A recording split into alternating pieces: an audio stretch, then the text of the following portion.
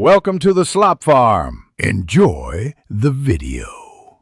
You begin by confirming essentials, an iPhone with iOS 14. 5 or later, Apple ID signed into Find My and Bluetooth Plus location enabled. Once done, open the Find My app and tap Items, then Add Item, choose Chipolo when prompted.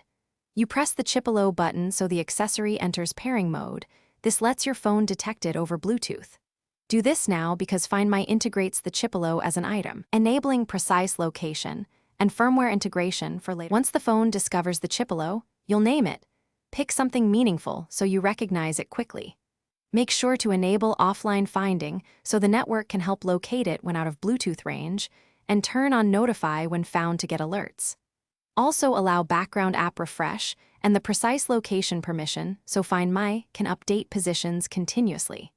These steps prevent missed updates and improve recovery odds because they let the system use nearby Apple devices to anonymously report location. You finish by testing.